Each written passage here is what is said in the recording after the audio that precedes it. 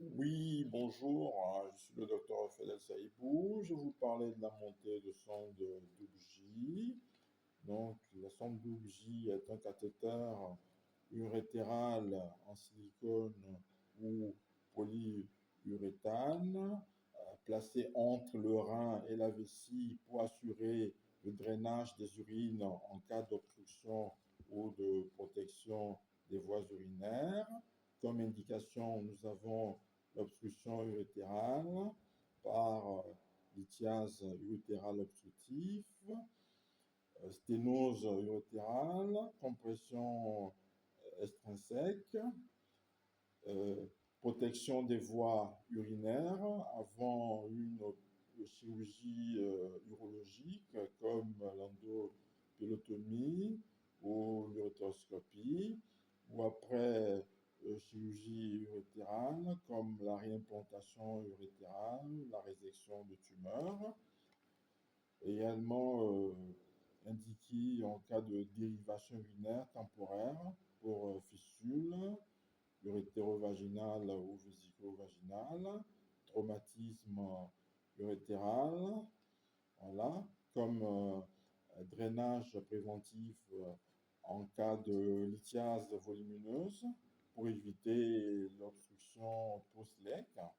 Comme contre-indication, nous avons dans l'absolu infection urinaire non contrôlée, risque de sepsis, anurie complète sans dilatation des cavités pilo-calicielles. Comme contre-indication relative, nous avons les troubles de la coagulation avec INR supérieur à 1,5, plaquette inférieure à 50 000 par millimètre cube, anomalie anatomique sévère, sténose urétérale serrée, diverticule notamment. Pour la procédure en elle-même, pour la préparation, nous avons le bilan préopératoire avec biologie, numération, formule sanguine, TP-INR, créatinine, ECBU, imagerie TDM abdominopelvienne, échographie rénale pour évacuer la dilatation, antibioprophylaxie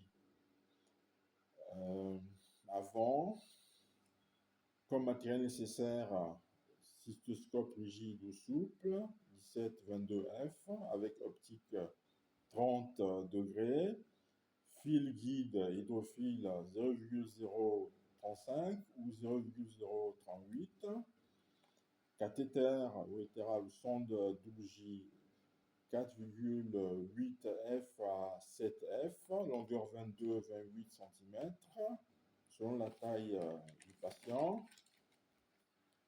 Pousse-fil pour monter la sonde WJ sur le fil guide. Seringue, produit de contraste pour l'urétéropylographie autograde si nécessaire.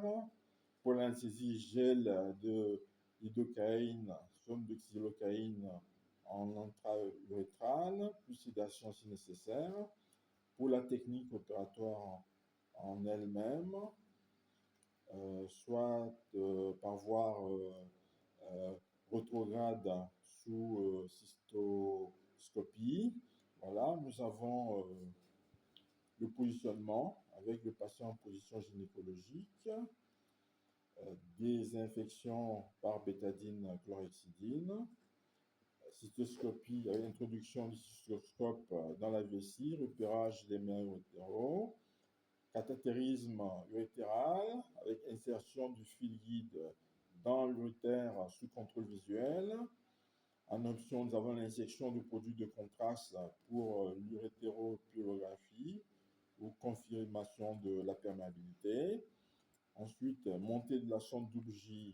La sonde WJ est montée sur le fil guide à l'aide du poussoir fil.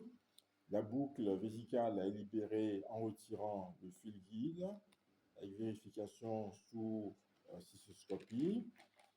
La boucle rénale est positionnée sous contrôle scopique si nécessaire.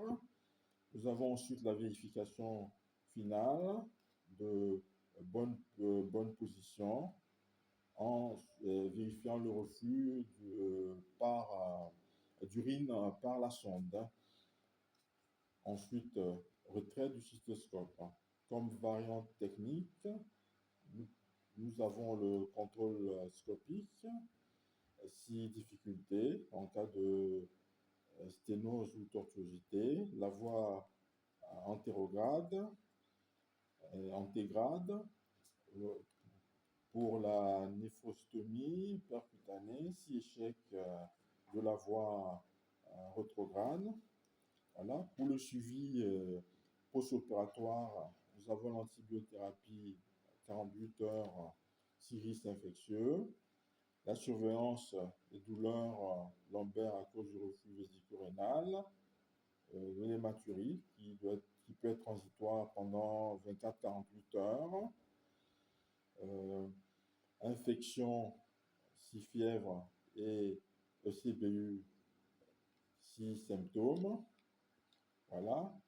L'ablation de la sonde bougie en général survient à 4-6 semaines en cystoscopie ambulatoire, ça dépend évidemment. Donc un fil attachant est possible pour l'ablation sans cystoscopie. Comme innovation et alternative, nous avons les sondes bougie biodégradables en développement, les sondes thermosensibles suramollissant à la température corporelle et les endoprothèses métalliques pour sténose tumorale. Je vous remercie.